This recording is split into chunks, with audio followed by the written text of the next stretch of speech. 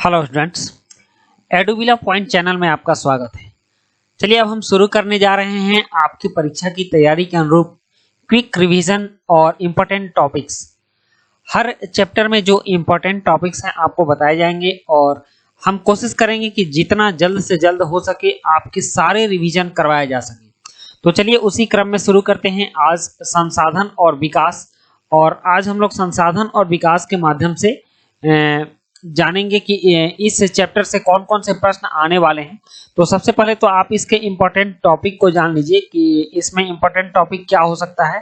तो आप संसाधन का गहरा अध्ययन करेंगे और संसाधन के जो पार्ट हैं, भाग हैं, संसाधन को कितने तरीके में वर्गीकृत किया गया है, तो इस डायग्राम को थोड़ा अच्छे ढंग से आप समझ लेंगे।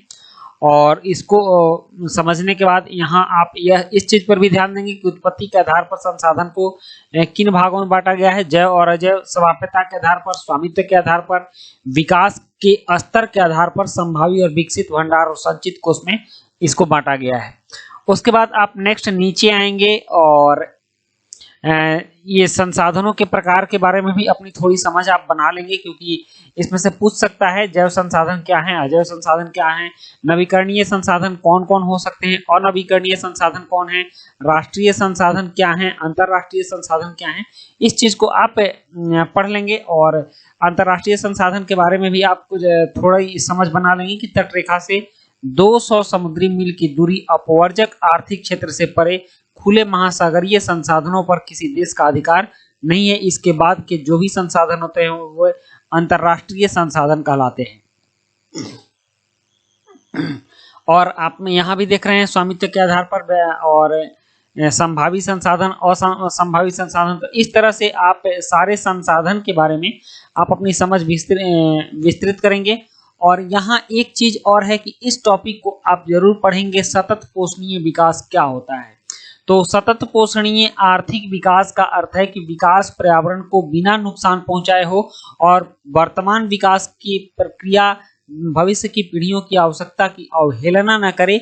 इस चीज को देखेंगे और थोड़ा सा ध्यान आप रियो डी जेनेरो पृथ्वी सम्मेलन पर भी देंगे जो 1992 में हुआ था और इसमें 100 से भी अधिक देशों ने भाग लिया था।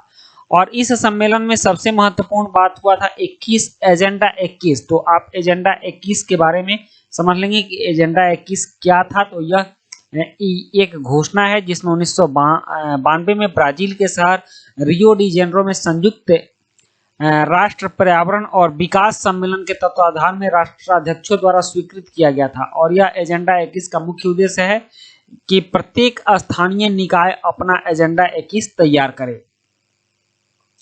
उसके बाद संसाधन नियोजन और भारत में संसाधन नियोजन, इस चीज को आप ध्यान देंगे।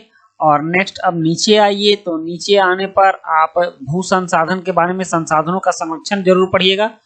संसाधनों का संरक्षण पढ़ने के बाद आप यहाँ भू संसाधन पर आइएगा।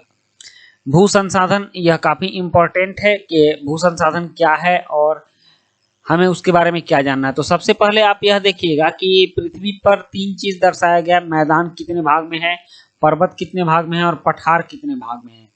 तो आप मैदान देख सकते हैं कि यह 43% है, यह 27% पठार है और 30% पर्वत है।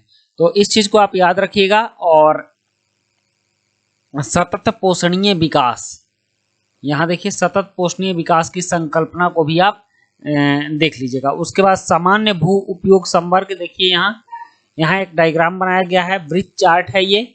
और ब्रिज चार्ट में 1960-61 में भूमि का उपयोग कैसे किया जाता था यहाँ देखिए, और फिर 2008-9 में भूमि का उपयोग कितना हुआ, कैसे हुआ, इस चीज की तुलना की गई है। आप इन दोनों का तुलनात्मक अध्ययन कीजिएगा। और नेक्स्ट अगर अब बात करते हैं हम भूमि के निम्नीकरण और संरक्षण उपाय, तो सबसे पहले आप यह समझ लीजिए कि निम्नीकरण क्या होता है और इसके संरक्षण के लिए हम कौन कौन से उपाय कर सकते हैं। जैसे आप यहाँ देखिएगा कि भूमि का निम्नीकरण जल द्वारा अपर्दित क्षेत्र होता है, वनों द्वारा निम्नीकृत होता है, और लवणीय और क्षारीय होता है, वायु द्वारा अपर्दित क्षेत्र होता है। तो इन सबसे भूमि की जो उपजाऊ क्षमता घट जाती है या भूमि उपयोग करने लायक नहीं रहती है, तो उसी को निम्नीकरण कहते हैं।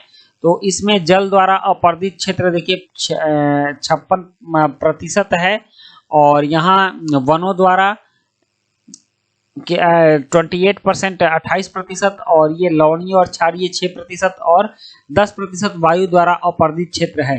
तो इस चार्ट के आंकड़ों को भी आप ध्यान में रखेंगे और मृदा के वर्गीकरण पर आप ध्यान देंगे। तो मृदा के वर्गीकरण में आप इस चीज को देखिएगा कि मृदा के वर्गीकरण में यहाँ देखिए जलोढ़ मृदा दिया गया है। मृदा संसाधन में आप इस चीज को पढ़ेंगे, मृदा का वर्गीकरण, और इस चीज की अच्छी समझ बना लेंगे। जैसे जलोढ़ मृदा है, और उसके बाद यहाँ जो भारत का मैप दिया गया है, इसमें इस वर्गीकरण को बहुत अच्छे ढंग से समझाया गया है कि भारत में पर्वत और वन कहाँ हैं, जलोढ़ मृदा कितनी है, लाल और पीली मिट्टी कितनी है, काली मिट्टी कितनी है, लेटराइट मिट्टी कितनी है, कहाँ पाई जाती है, और शुष्क मिट्टी। तो इस चीज को आप भारत के मैप पर देख लेंगे।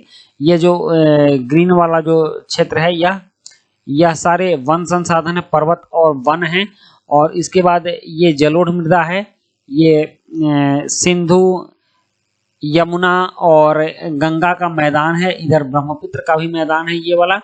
तो इस तरह से ये जलोढ़ मृदा का क्षेत्र है। और ये लाल और पीली मिट्टी है, ये जो क्षेत्र आप देख रहे हैं ये लाल और पीली मिट्टी है। तो भारत में किस क्षेत्र में ये सारी मिट्टियां पाई जाती हैं आप देखेंगे।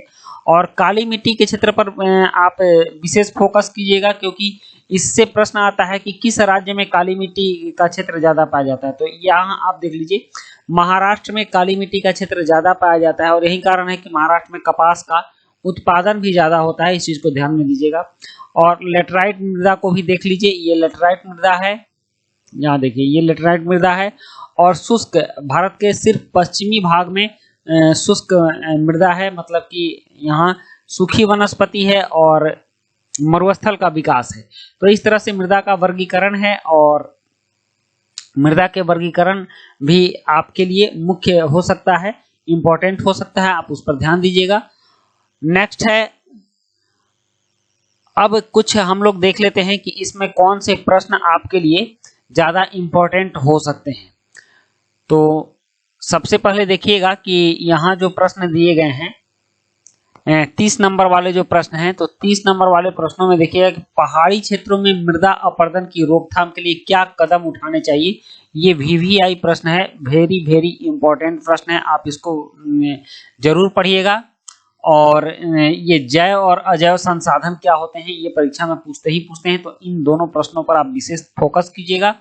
उसके बाद यहाँ एक और प्रश्न है कि प्रौद्योगिकी और आर्थिक विकास के कारण संसाधनों का अधिक उपभोग कैसे हुआ है। तो ये 120 नंबर का प्रश्न है। इस चैप्टर से इन तीनों प्रश्नों में से आने की संभावना बहुत ज्यादा है। इन तीनों में से कोई एक प्रश्न आ सकता है, इसलिए आप इन तीनों प्रश्नों को फोकस करके पढ़ेंगे। तो बच्चों, आप मात्र इतने ही समय में हमने इस पूरे चैप्टर का रिवीजन कर लिया और इंपॉर्टेंट टॉपिक को भी देख लिया। तो इसी तरह से आपके सारे चैप्टर के एक एक करके इंपॉर्टेंट टॉपिक आते जाएंगे, उनसे क्या आपको पढ़ना है और क्या पढ़कर परीक्षा में जाना है। तो आप हमारे साथ बने रहिए, मिलते हैं नेक्स्ट वीडियो में। Thank you.